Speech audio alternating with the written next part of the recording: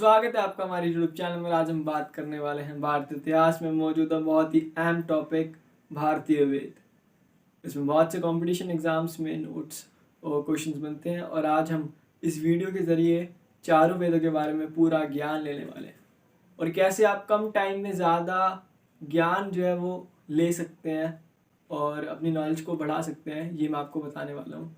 और साथ ही साथ स्मार्ट वर्क कैसे कर सकते हैं ये मैं बताने वाला हूँ। हम स्टार्ट करते हैं वीडियो को। तो सबसे पहले हम जानते हैं वेदों का परिचय। तो परिचय में पहला पॉइंट है वेद दुनिया के प्रथम धार्मिक ग्रंथों में से हैं। सेकंड पॉइंट है वेद इज टू ज्ञान। वेद को सामान्य भाषा में ज्ञान भी कहा जाता है। मैंने शॉर्ट फॉर्म में लिखा है, आप भी इस ऐसे अपने नोट्स बनाए तो शॉर्ट फॉर्म का यूज़ करें, इससे आपका टाइम बचेगा और आप ज़्यादा नॉलेज गेट कर पाओगे। भगवान द्वारा ऋषियों को सुनाए गए मंत्रों पर आधारित है वेद। भगवान द्वारा सुनाए गए मंत्रों पर आधारित है वेद। तो हमने इसका परिचय जान लिया है। अब आगे हम वेदों के बारे में पढ़ते हैं। परिचय के बाद हम पढ़ते हैं सामवेद के बारे में। सामवेद, इस वेद को सभी वेदों का सार माना जाता है।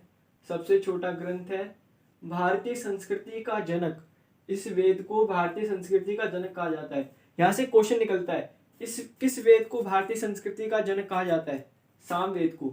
सा से आप याद रखते हैं सारे गामा, ऐसे रख के आप संस्कृति ज्ञान संगीत से जोड़ सकते हैं इस वेद को। नेक्स्ट पॉइंट है यज्ञों के अवसर पर गाए जाने वाली रचनाएं। जो महाराजा राजा जो यज्ञ करवाते थे पुराने समय में, उस समय जो गाए जाने वाली रचनाएं थी वो इस वेद से ली जाती थी, सामवेद से ली जाती थी। सबसे प्राचीनतम ग्रंथ है ये। अब हम बात करते हैं दूसरे ग्रंथ के बारे में। हमने सामवेद पढ़ा, इसके बाद हम पढ़ेंगे अथर्ववेद। इसमें फर्स्ट पॉइंट है हमारा 731 मंत्र हैं और 6000 पद हैं। इसके पाठ है ये 731, इसमें मंत्र है। और ये वेद जो है सेकंड पॉइंट में ये बता रखा है कि कन्या के जन्म की निंदा करता है ये ग्रंथ। जो थर्ड पॉइंट है बहुत ही इंपॉर्टेंट पॉइंट है ब्रह्मवेद। इस वेद को ब्रह्मवेद भी कहा जाता है। क्यों कहा जाता है? इस वेद को ब्रह्मा ने रचा था, तो इसे ब्रह्मवेद कहा जाता है। यहां से एक इंपॉर्टेंट क्वेश्चन निकलता है, किस वेद को ब्रह्मवेद कहा जाता है? तो यहां से हम लिख सकते हैं अथर्ववेद। उसके बाद आती है लास्ट एंड फोर्थ पॉइंट, मानव जीवन से जुड़ा है। इसमें व्यापार, रोग निवारण, विवाह और कृषि आदि का उल्लेख इस वेद में हमें देखने को मिलता है। अथर्ववेद के बाद हम पढ़ते हैं यजुर्वेद। इसके बाद फर्स्ट पॉइंट में आप ये देखें कि यह को आप यज्ञ से जोड़ो, क्योंकि ये पूरा जो वेद है ये यज्ञ से जुड़ा है। यज्ञ में बलि, नियम, रचनाएं, दान, सब कुछ ये जो है यज्ञ से जुड़ा है। तो फर्स्ट पॉइंट में हम पहले देखते हैं यजुर्वेद में बलि के नियम, जो भी जानवरों की जो बलि दी जाती थी यज्ञ के बाद, यज्ञ से पहले, तो उसके नियम इसमें बताए गए हैं। उसके बाद गद्य और पद्य दोनों में यज्ञ। उसके बाद एक थर्ड पॉइंट देखते हैं हम, बहुत ही इंपॉर्टेंट पॉइंट है। सामवेद और यजुर्वेद में किसी भी ऐतिहासिक घटना का वर्णन नहीं मिलता। बहुत इंपॉर्टेंट पॉइंट है, क्योंकि ये कॉम्पिटिशन एग्जाम में पूछा जा सकता है कौन से वेद में ऐतिहासिक घटना का वर्णन नहीं मिलता। तो आप सामवेद भी लिख सकते हैं और यजुर्वेद भी लिख सकते हैं। दोनों वेदों में ऐतिहासिक घटना का वर्णन नहीं मिलता। लास्ट वेद है ऋग्वेद। सबसे बड़ा ग्रंथ है ये। फर्स्ट पॉइंट आता है हमारा इसमें 10 मंडल है, 1028 सूक्त है और 10,462 रचनाएं हैं और सबसे प्राचीनतम ग्रंथ है ये। और राजनीतिक प्रणाली, इतिहास, ईश्वर की जानकारी इस ग्रंथ से मिलती है। ऋग्वेद के बारे में थोड़े से पॉइंट और जान लेते हैं। यहाँ पे मैंने लिखा है इंद्र इज टू 250।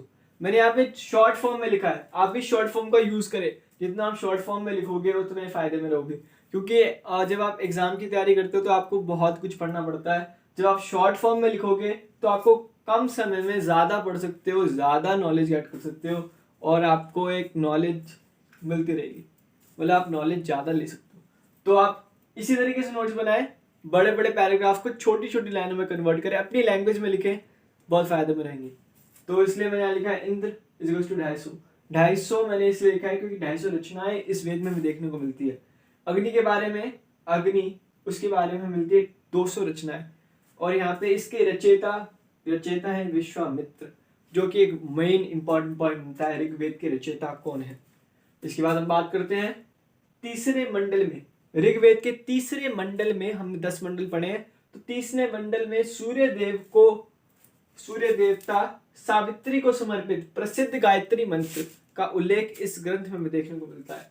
गायत्री मंत्र जो कि एक प्रसिद्ध मंत्र है, तो इसका जो हमें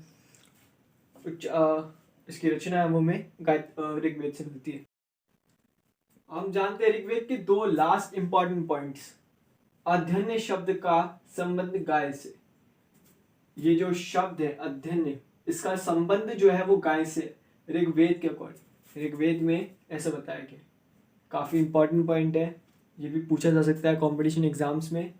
और लास्ट एंड फाइनल, 10वें मंडल में 4 वर्णों का उल्लेख, 4 वर्ण क्षत्रिय वैश्य शूद्र ब्राह्मण, 4 जो वर्ण थे, इनका उल्लेख जो देखने को मिलता है। ये माना जाता है कि ब्रह्मा जो थे उनके शरीर से ये 4 वर्णों का जो है रचना हुई थी। मुख से जो है जिनकी रचना हुई वो है ब्राह्मण, जिनको मंत्रों का ज्ञान था, बुद्धि थी जिनके पास, तो वो कहलाए ब्राह्मण। उसके बाद जो आती है भुजाएं, हाथों से जो मजबूत थे, शस्त्र चलाने में निपुण थे, जो राजपाट का ज्ञान रखते थे, वो हो गए क्षत्रिय। उसके बाद जांघें, जो हमारा शरीर का निचला हिस्सा होता है, उसमें जो आते हैं वैश्य, जो व्यापारी कहलाते हैं। और उसके बाद जो है तलवे, पैरों का जो निचला हिस्सा होता है वहाँ रखा जाता था शूद्र, जो कि छोटे काम करते थे। उनको इस तरीके से समाज को बांटा था काम के अकॉर्डिंग। तो आज ये वीडियो ही समाप्त करते हैं। आशा करते हैं आपको हमारी वीडियो पसंद आई होगी, तो प्लीज़ लाइक एंड सब्सक्राइब करें, शेयर करें। Thank you so much.